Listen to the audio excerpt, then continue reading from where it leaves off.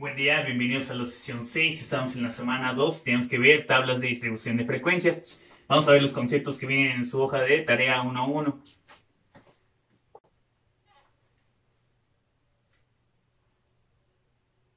Iniciamos con la definición de tabla de distribución de frecuencias. Va a ser una tabla que va a agrupar los datos y que los va a presentar con sus frecuencias correspondientes. En el libro tenemos la siguiente definición.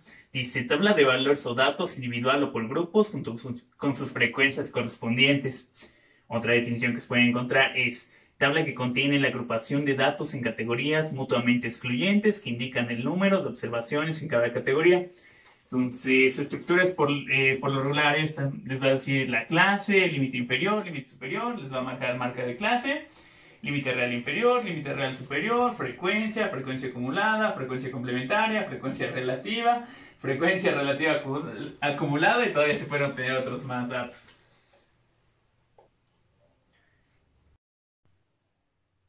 La segunda definición que tenemos es la de rango. Rango es la diferencia entre el valor mayor y el valor menor del conjunto. Sí, por ejemplo, aquí si tenemos que va del 41 al 61, el rango va a ser la resta entre el 61 y el 41. En este caso sería un 20. La siguiente tenemos rango medio. Dice, es la medida de las observaciones mayor y menor. Ofrece un valor adecuado, rápido, práctico y sencillo para resumir el conjunto de datos. Digamos que es el que se encuentra a la mitad. ¿Se recuerdan de geometría cómo sacar punto medio? Era posición final más posición inicial entre 2. Aquí es algo similar para el rango medio. Para este ejemplo tendríamos el 61 más 41. Lo sumamos, dividimos entre 2 y obtenemos el 51, que vendría siendo el que está en medio. Para la siguiente tenemos unidad de variación. Dice, es la mínima diferencia que puede presentarse entre dos datos del conjunto que se analiza. Es la distancia que existe entre dos puntos o dados. Aquí va a depender de lo que estemos analizando. Puede ser que nuestra unidad de variación sean enteros, si estamos usando decimales, décimos, centésimos, milésimos, o si estamos analizando cantidades grandes, si son miles. Ahí ya va a depender del problema.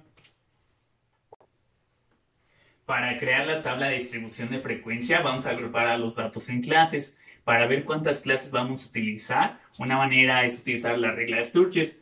Dice que este número lo podemos calcular como 1 más logaritmo base 2 del tamaño de la muestra. O también se lo pueden encontrar de estas dos maneras, que estas sean con logaritmo base 10. 1 más el cociente de logaritmo base 10 del tamaño de la muestra sobre logaritmo base 10 de 2. O como 1 más 3.3 que multiplica a logaritmo base 10 del tamaño de la muestra. Aquí el 3.3 viene siendo 1 entre el logaritmo de base 10 del 2. Solo aquí le quitan decimales, pero esa sería una regla práctica. Entonces, clase es el conjunto de elementos que tienen una característica en común. Por lo regular van a ser los números que están entre un rango que ya tenga un límite inferior y un límite superior. En el libro no maneja la regla de Sturges para sacar el número de clases. Ahí te lo maneja como la raíz cuadrada del tamaño de la muestra. Y nos recomienda que esto es para cuando se tiene una muestra de 100 a 200 elementos. Si es un número mayor, dice que podemos manejar raíz cúbica. También el libro nos hace una aclaración que si los datos son de naturaleza cualitativa, el número de clases va a estar dada por las opciones que le estamos dando al usuario. Por ejemplo, que fuera una encuesta de satisfacción donde las respuestas sean bien, regular y malo. Nuestras clases estarían dadas por esas tres opciones. El siguiente concepto que tenemos es el de marca de clase. Dice, es el valor localizado al centro del ancho de clase. Puede considerarse el promedio de los elementos de la clase. Otra definición que se pueden encontrar son un símbolo que representan la clase. Se obtiene promediando los límites inferior y superior de cada clase. Entonces, ¿cómo lo obtenemos? Sumamos límite inferior, límite superior y dividimos entre 2. Igual que hace ratito como sacamos punto medio. 41 más 48, lo sumamos, dividimos entre 2. Y obtenemos el 44.5, que vendría siendo el valor que está en medio de estos dos. La marca de clase también la vamos a usar para la creación del histograma, para la gráfica. El siguiente concepto que tenemos es el de ancho de clase. Dice, conocido también como intervalo, rango o amplitud. Está marcado por los valores inferior y superior que delimitan a la clase. Aquí va a depender un poquito del autor. Hay algunos que consideran el ancho de clase como la diferencia entre límite superior y límite inferior. Por ejemplo, aquí sería 48 menos 41, te quedaría 7 de ancho de clase. Si seguimos los criterios del libro, toma como el ancho de clase a la diferencia entre los límites inferiores de la clase siguiente. Por ejemplo, aquí sería 49 menos 41, te va a quedar 8. Ese sería el ancho de clase.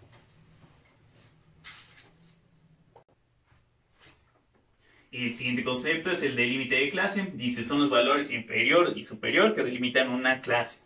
Eso por lo regular se les llama límites nominales. Son los valores entre los que van a estar.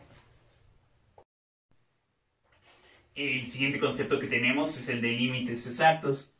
Dice, conocidos como fronteras o límites reales, son los valores inferior o superior que delimitan con precisión una clase.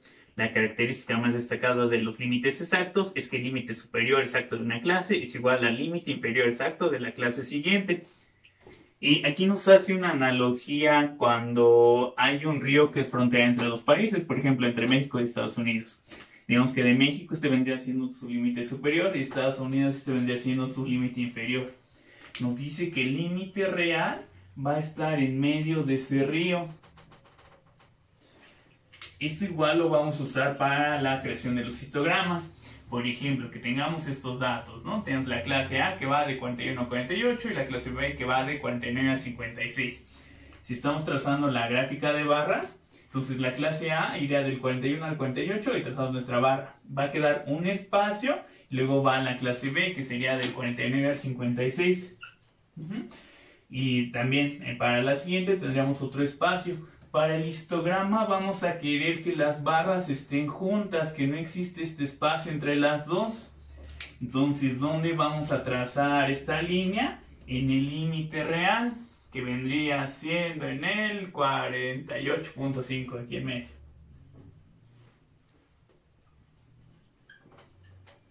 Aquí trazamos nuestra línea.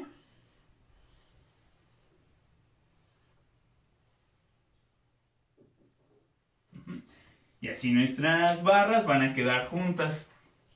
Aquí nos dice, el límite superior exacto de una clase es igual al límite inferior exacto de la siguiente. Y aquí ya lo podríamos ver. El límite real superior de la clase A va a coincidir con el límite real inferior de la clase B. El siguiente concepto que tenemos es el del límite real inferior. Dice, se obtiene promediando el límite inferior de una clase con el límite superior de la clase anterior.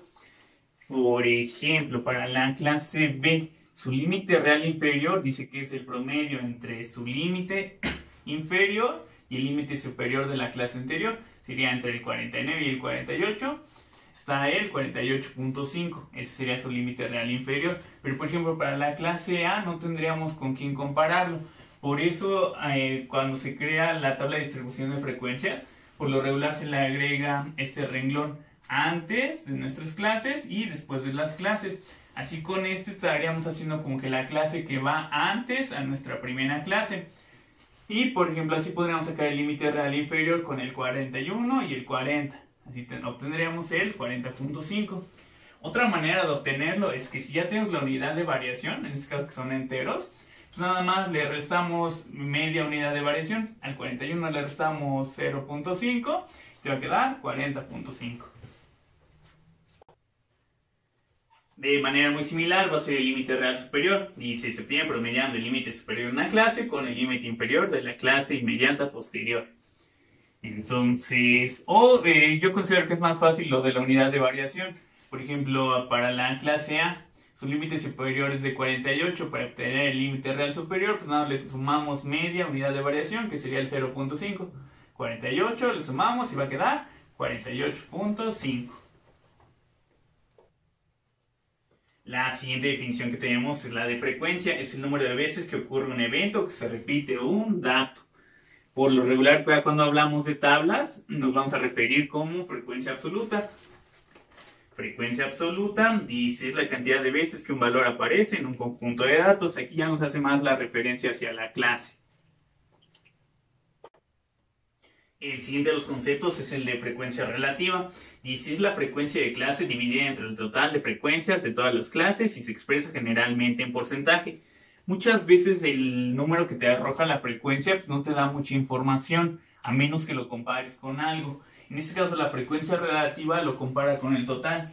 Por ejemplo, para la clase A te dice se obtuvo 5 del total, que sería 50. Entonces la división 5 entre 50 y te va a quedar 0.1. Lo multiplicamos por 100 para obtener el porcentaje y nos va a quedar 10%.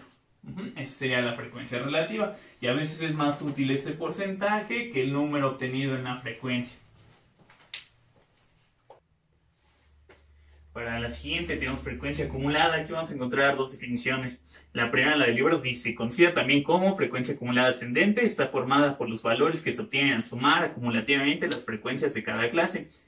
Con ello se forma la gráfica conocida como ojiva menos que. Otra definición que se puede encontrar dice: es la suma de todas las frecuencias hasta el punto actual del conjunto de datos. Por ejemplo, aquí tenemos 7 clases A, B, C, D, E, F, G. La primera clase A obtuvo 5 en la frecuencia. Entonces ahí su frecuencia acumulada sería de 5 porque es la primera. Para la segunda clase, la B, su frecuencia fue de 3. Entonces para la acumulada le tendríamos que sumar la frecuencia acumulada que tuvo la anterior. 3 más 5, 8. Para la clase C, su frecuencia fue de 6. Para la acumulada le tendríamos que sumar la frecuencia acumulada de la clase anterior. 6 más 8, 14. Así, al llegar a la última, vamos a tener el total, el tamaño de la muestra, el 50. El siguiente concepto es el de frecuencia complementaria. Dice: conocida como frecuencia descendente, está formada por los valores que se obtienen al restar del total las frecuencias acumuladas de cada clase. Con ellas se forma la gráfica conocida como ojiva más que. Entonces podemos ver como que la frecuencia acumulada es cuánto llevas hasta ese punto y la frecuencia complementaria es cuánto te falta. Una forma de calcularla es: si tienes la frecuencia acumulada, vas a restar el tamaño de la muestra, el total de los datos, le vas a restar la frecuencia acumulada. Por ejemplo, aquí sería 50 menos 5, te van a quedar 45. 50 menos 8, te van a quedar 42. Entre frecuencia acumulada y complementaria tienen que sumar el tamaño de la muestra, en este caso es 50. Entonces aquí todos estos números van a sumar 50. Una forma de verlo es, por ejemplo, en la clase B. Dice: llevas 8 y te faltan 42.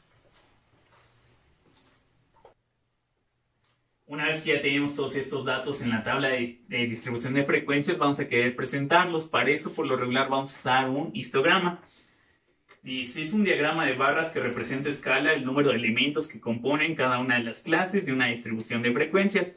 Los elementos necesarios para su construcción son las marcas de clase y las frecuencias. Entonces aquí tenemos un ejemplo con los datos anteriores. Si checamos, aquí tenemos las marcas de clase. Y si checamos las barras, están juntas, no es como hace rato que queda un espacio, quiere decir que estamos usando los límites reales. Y esta sería la frecuencia que obtuvo cada clase. Y por lo regular se le va a poner la clase anterior y la clase después de la última que tuvimos. ¿Para qué? Porque lo siguiente que vamos a necesitar es el polígono de frecuencias. El polígono de frecuencias lo que hace es que va a ir uniendo los puntos medios de la parte superior de cada una de estas barras. Entonces, para que se cierre el polígono, como les pusimos estas dos clases adicionales, va a iniciar desde el 0, va a subir y va a bajar otra vez hasta el 0. La definición que tenemos en el libro es: polígono de frecuencias, figura cerrada delimitada en su base por el eje horizontal y cuyos vértices son los puntos centrales del horizontal superior de cada barra del histograma, incluyendo también la clase anterior a la primera y la clase siguiente a la última. Ya por último, otra gráfica que es muy común de utilizar es la ojiva. Dice: es una gráfica de distribución de frecuencias acumuladas, ya sea absoluta o relativa. Aquí tenemos un ejemplo. Aquí, para trazar la ojiva, por lo regular se va a utilizar el límite real superior.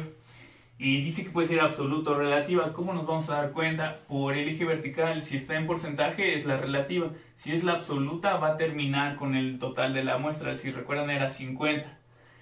Entonces vamos a ir usando la frecuencia acumulada. Esta es la anterior a la primera clase, por eso inicia en el 0. Entonces ya aquí tendríamos la clase A, le va poniendo su frecuencia acumulada y tiene que ir subiendo, ¿sí? Esta va a ser ascendente. Esa que está en naranja vendría siendo la frecuencia complementaria. Esa, en lugar de ir subiendo, va a ir disminuyendo.